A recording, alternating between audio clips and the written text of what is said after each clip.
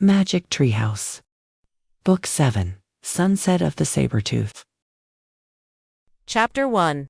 The M things. "Let's go to the treehouse," said Annie. She and Jack were passing the Frog Creek woods on their way home from their swimming class at the Y. "No, I want to go home and change out of my bathing suit," said Jack. "Oh, that'll take too long," said Annie. "Don't you want to save Morgan as soon as possible?" "Of course," said Jack. "Then come on, before the sun sets," said Annie. She darted into the woods. Jack sighed. He gave up on the idea of changing out of his bathing suit. He pushed his glasses into place. He followed Annie into the Frog Creek woods. The warm air smelled fresh and green. He moved through patches of sunlight and shadow. Soon he came to a small clearing. He looked up. There it was, the magic tree house in the tallest tree in the woods. "Hurry!" called Annie. She was climbing the rope ladder up to the tree house. Jack grabbed the ladder. He started up after her. Finally, they reached the tree house. Squeak! A mouse sat on the windowsill. "Hi, Peanut!" cried Annie. Jack patted the tiny head. "Sorry we didn't come sooner," Annie said, "but we had to go to our swimming lesson." Squeak. "What happened while we were gone?" asked Annie, looking around the treehouse. Jack stared at the large M carved into the wooden floor. On the M were a moonstone and a mango, the special things they'd found on their last 2 journeys. "Hey, guess what?" said Jack. "Moonstone and mango start with the letter M. Just like Morgan." "You're right," said Annie. "I bet all 4 things start with an M," said Jack. "Right," said Annie. "I wonder where we'll find the next one." She and Jack stared at the stacks of books in the treehouse, books on the Amazon rainforest, ninjas, pirates, mummies, knights, and dinosaurs. All of them were closed. Only one book lay open in the corner. "We're just about to find out," said Jack. They walked over to the open book. They looked at the page the book was open to. It showed a picture of rocks and snow. "Wow," said Annie, running her finger over the picture. "I love snow. I wish we could go there right now." "Wait," said Jack. "We're not prepared." Then he had another thought. "And we're wearing our bathing suits. Stop!" "Oops," said Annie. Too late. The wind started to blow. The leaves started to shake. The treehouse started to spin.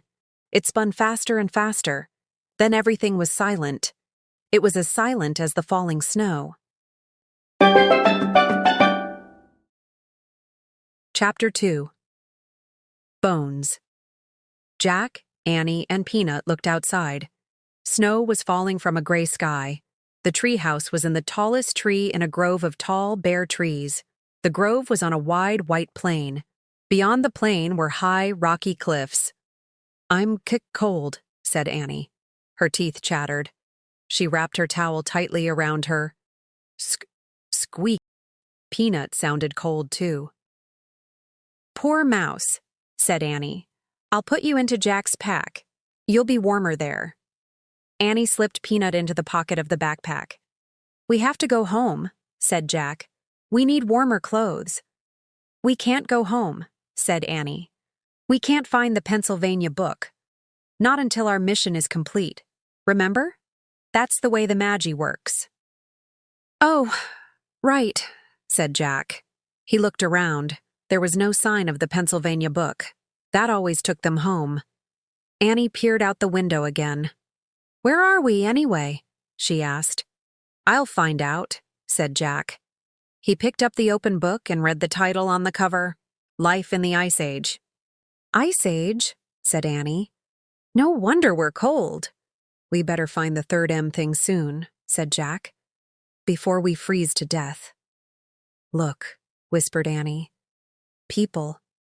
She pointed out the window. Jack saw them too. 4 figures on a cliff. 2 big figures and 2 little ones. all holding long spears. "Who are they?" said Annie. "I'll look in the book," said Jack. He found a picture of some people. He read the caption to Annie. Early modern humans were called Cro-Magnons. During the late Ice Age in Europe, they sometimes lived in caves beneath cliffs.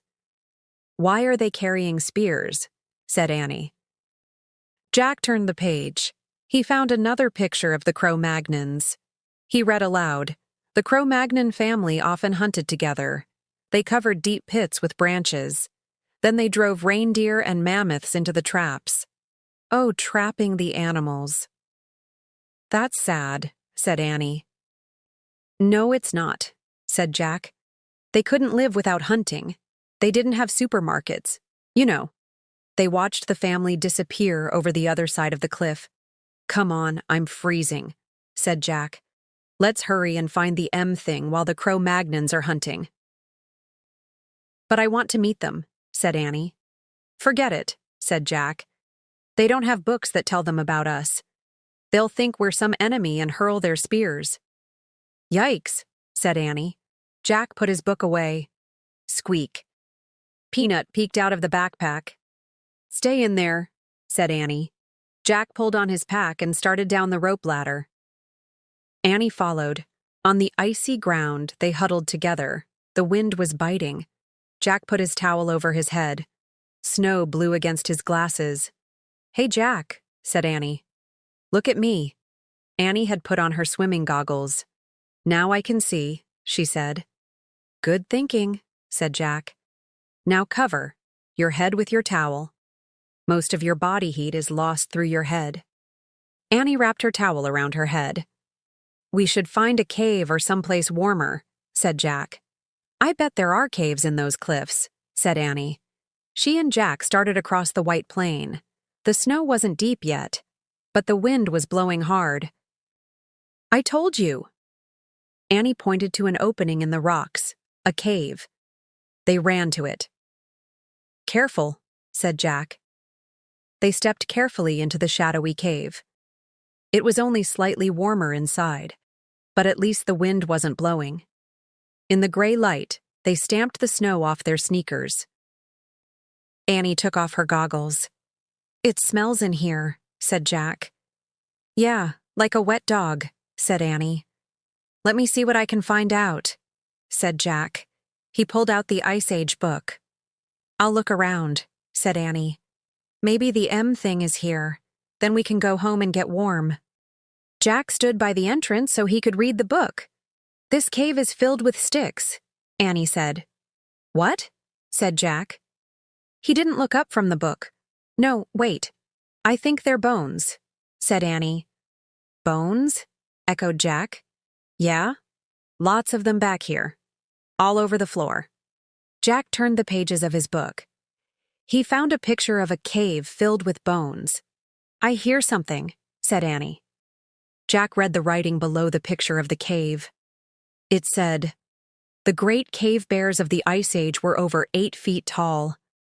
These bears were larger and fiercer than today's grizzlies. Their caves were filled with the bones of their ancestors." "Annie!" whispered Jack. "Get back here now. They were in the cave of a great cave bear." Chapter 3. Brrr! "Annie," whispered Jack again. No answer. He put his book quietly into his pack. He stepped deeper into the cave. "Annie," he said a little louder. Jack stepped on the bones. The wet dog smell grew stronger. He kept going, deeper into the smelly blackness. He ran into something. He gasped. "Jack!" said Annie. "Is that you?" "Didn't you hear me calling?" Jack whispered. "We have to get out of here." "Wait," she said. "Someone's sleeping back there. Hear him snoring?" Jack heard a low, deep moaning. It was loud, then soft. Loud, then soft. "That's not a person," he said. "It's a great cave bear." A booming snore shattered the air. "Yikes," said Annie. "Go! Go!" said Jack. He and Annie ran through the cave, over the bones, and out into the falling snow. They kept on going.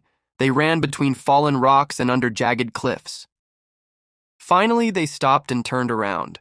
All they could see was snow and rocks and their own footprints. No bear. Phew, said Annie. That was lucky. Yeah, said Jack. He probably never even woke up. We just got in a panic. Annie huddled close to Jack. Brrr! I'm freezing, she said. Me too, he said. He took off his glasses to wipe off the snow. The cold wind blew against his bare legs. Wow, Annie said. Look. She pointed to something behind Jack.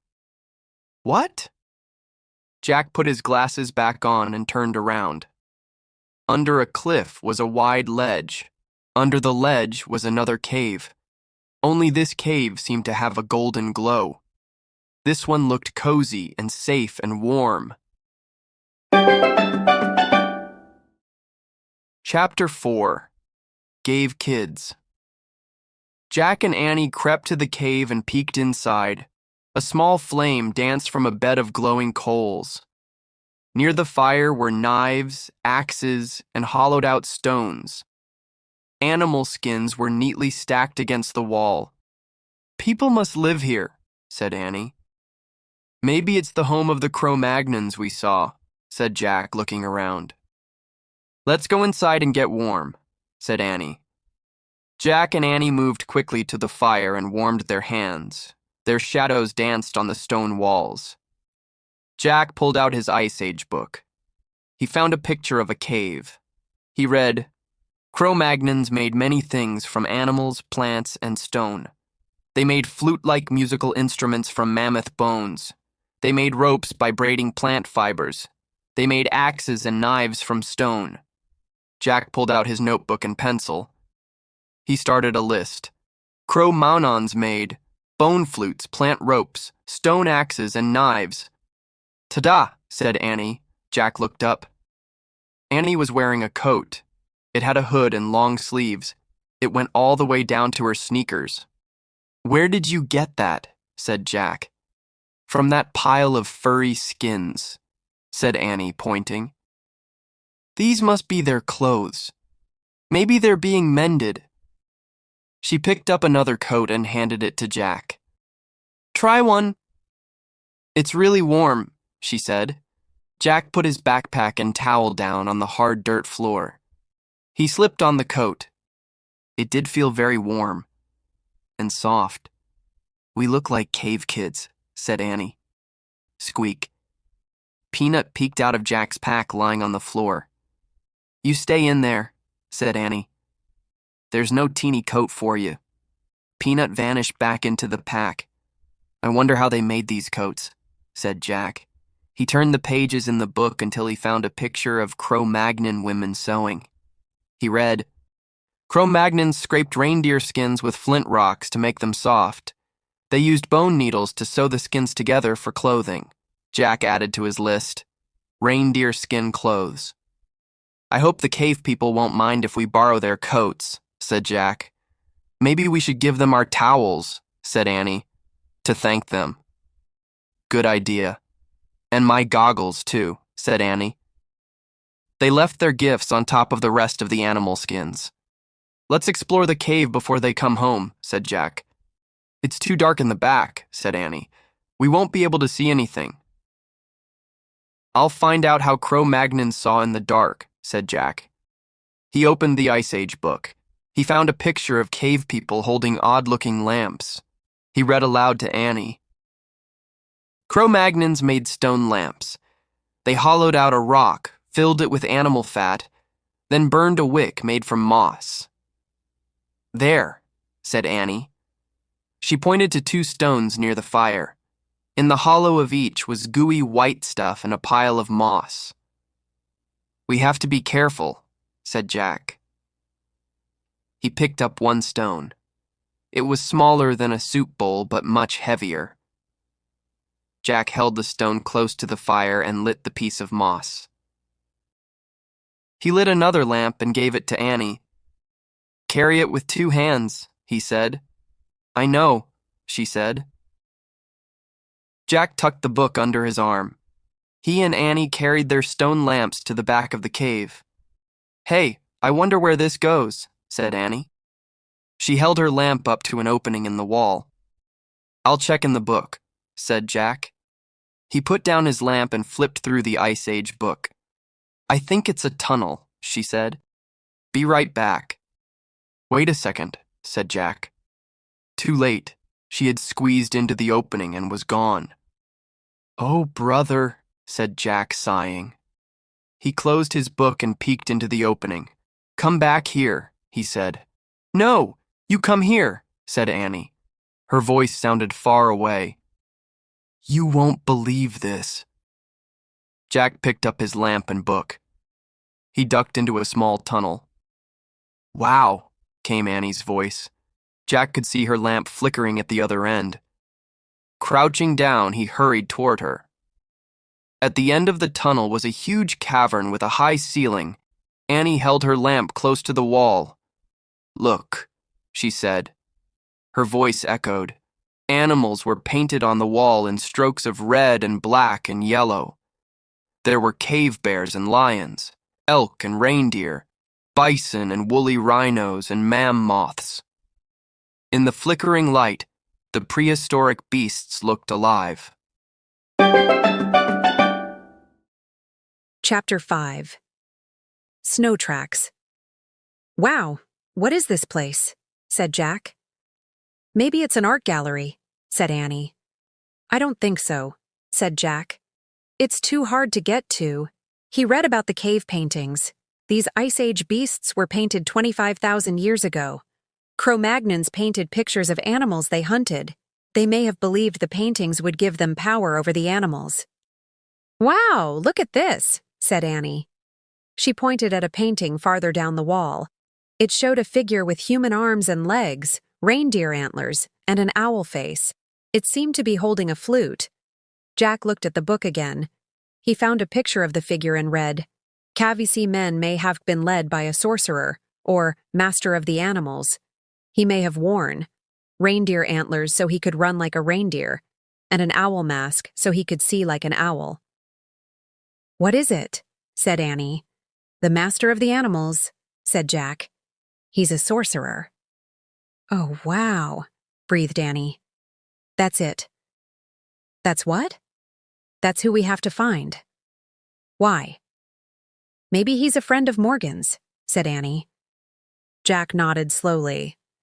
Maybe, he said. Let's go find him, said Annie. They went back through the tunnel into the first cave. We better put our lamps back, said Jack. He and Annie blew out their lamps. They placed them back by the fire. Jack's backpack was on the floor next to the skins. He put the Ice Age book into it. How's Peanut? Said Annie. Jack looked into his pack. She's not here, he said. Oh, no, cried Annie. She must have crawled out when we were looking at the paintings. Peanut, Jack called. Peanut, called Annie. Annie walked slowly around the cave, looking into the shadows. Jack peered around the fire and under each of the furry skins. Jack, come here, said Annie. She was standing near the entrance to the cave. The snow had stopped falling. In the snow were tiny tracks. Chapter 6. Song on the Wind. Peanut's tracks, said Annie. We have to find her before she freezes. She wrapped her reindeer coat around her and headed across the snow. Jack pulled on his backpack and followed. The mouse's tracks led them between the fallen rocks and back onto the open plain. The wind blew harder. Snow swirled over the ground, covering the tiny footprints. I can't see them anymore, wailed Annie. She and Jack now stood in the middle of the plain. They stared at the windswept snow. The mouse's tracks had vanished. Yikes, whispered Annie, staring up. Jack followed her gaze.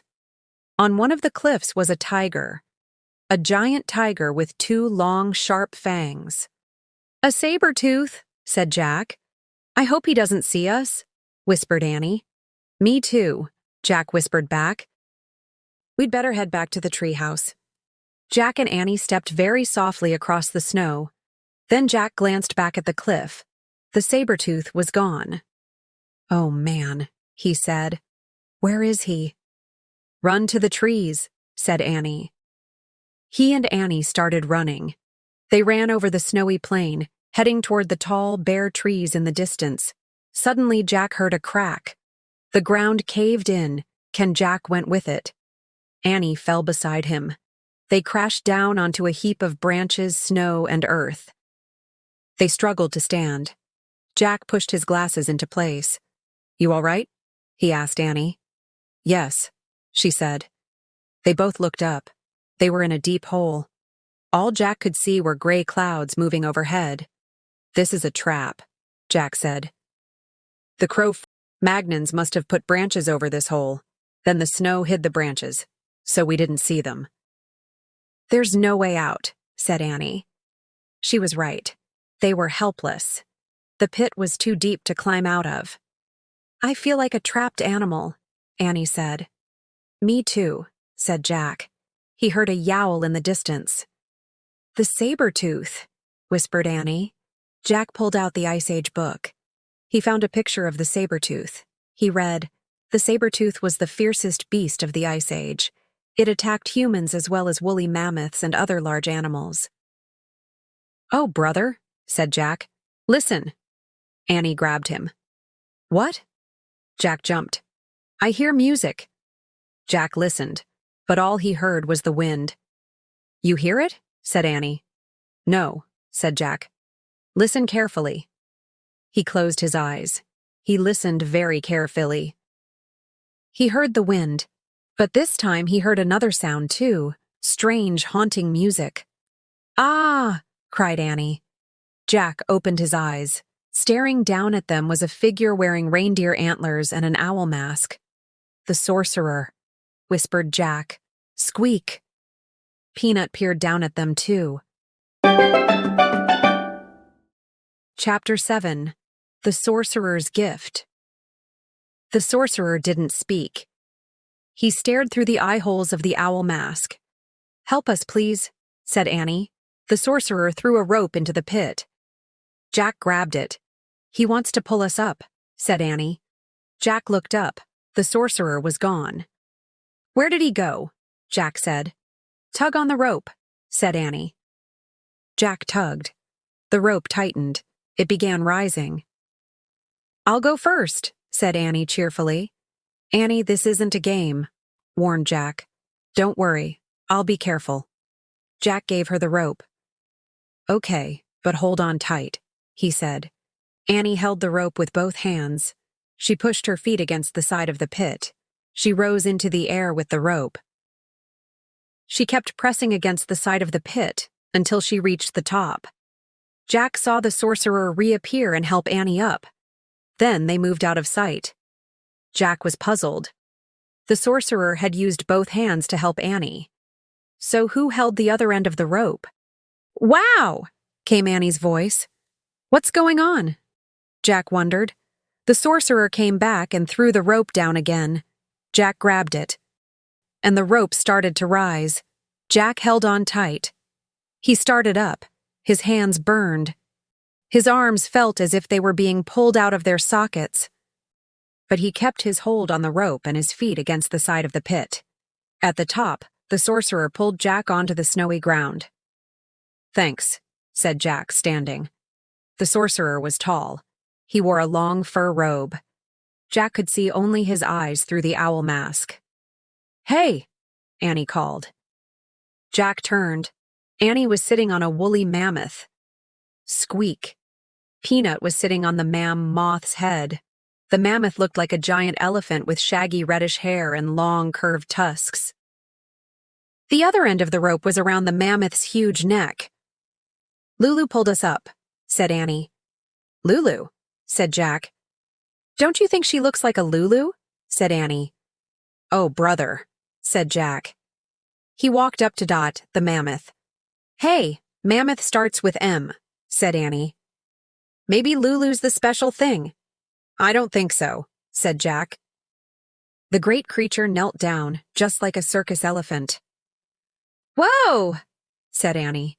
She clutched the mammoth's ears to keep from falling off. The sorcerer helped Jack climb onto the mammoth. "Thanks," said Jack. Then the sorcerer reached into a pouch. He pulled out a smooth white bone and handed it to Jack. The bone was hollow. It had 4 holes along one side and 2 on the other. "Oh, man, I think it's his flute," said Jack. "The book said they make flutes from mammoth bones." Jack tried to give the flute back to the sorcerer. "Nice," he said politely. But the sorcerer held up his hand. "He wants you to keep the mammoth bone," said Annie. "Mammoth bone," whispered Jack. "Hey, maybe this is the 3rd thing." Jack looked at the sorcerer. "Do you know Morgan?" he asked. The sorcerer did not answer, but his eyes sparkled with kindness. He turned away from Jack and untied the mammoth's rope. Then he whispered in the ear of the giant woolly creature. When the mammoth stood up, Jack gripped Annie's coat to keep from falling off. He felt miles above the ground. He nestled behind Annie, in the dip between the mammoth's head and huge curved back. The mammoth took slow, plodding steps across the snow, then picked up speed. "Where are we going?" said Jack as they bumped up and down. "To the treehouse," said Annie. "How does he know where it is?" said Jack. "She just knows," said Annie.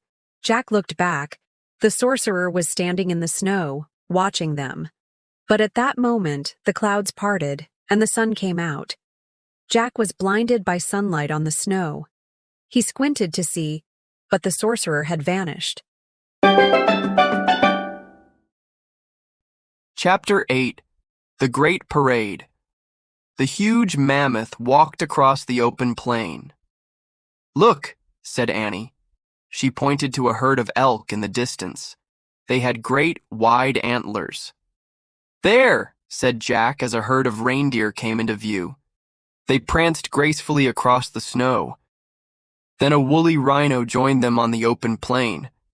Then a bison. The elk, reindeer, rhino, and bison moved along with them at a distance. They seemed to be escorting Jack and Annie back to the treehouse. The snow sparkled with sunlight. "This is a great parade," Jack thought. Fantastic. They were getting closer and closer to the grove of tall trees. "I told you," said Annie. "Lulu's taking us home." But just then the mammoth let out a cry. All the other animals bounded off. Peanut started to squeak. Jack looked around. Behind them, the saber-tooth was slinking across the sunlit snow. The woolly mammoth roared and plunged forward. Jack and Annie nearly fell off. Jack clutched Annie. She and Peanut clutched the mammoth's shaggy hair. The mammoth thundered wildly over the ground. "Ah!" Jack and Annie yelled. The mammoth charged to the grove of trees, but the tiger had circled around the trees. He stood between the tallest tree and the mammoth. They were trapped. The saber-tooth began moving slowly toward the mammoth. The woolly mammoth roared fiercely. But Jack knew a saber-tooth could kill any creature, including a mammoth. The huge tiger's head was down. His burning eyes were fixed on the mammoth. His long whip fangs glinted in the sunlight.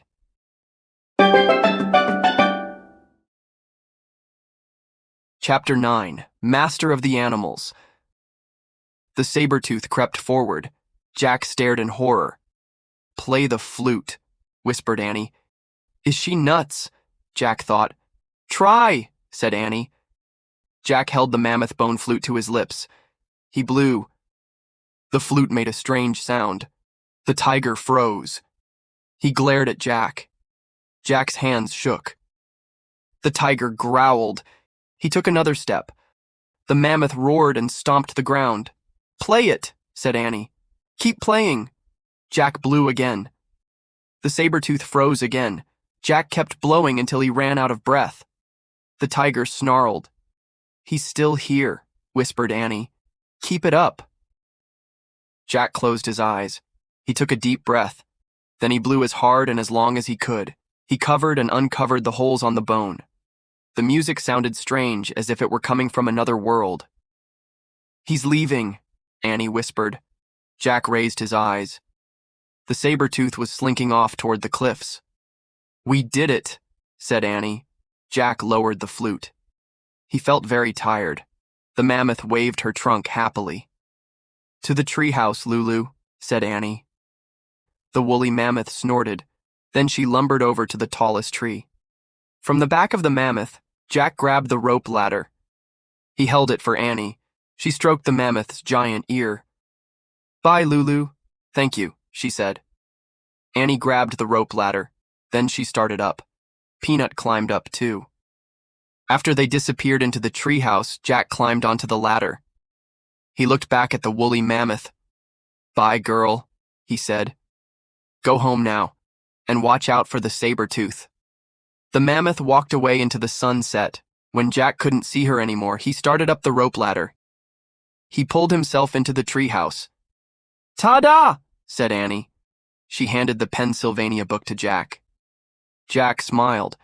Now he was positive they had found the third M thing. Their mission was complete. Before we leave, we have to give our coats back, said Annie. Oh, right, said Jack. They took off their reindeer skin coats and dropped them to the ground.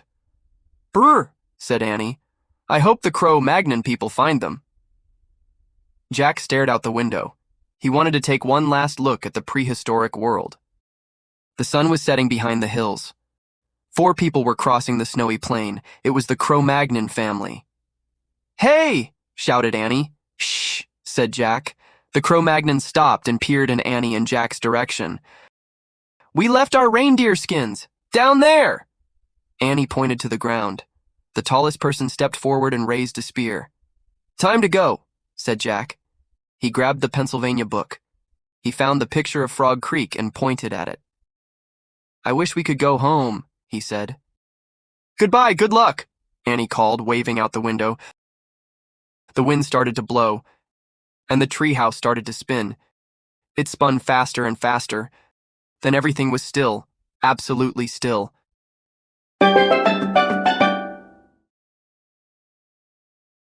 Chapter 10.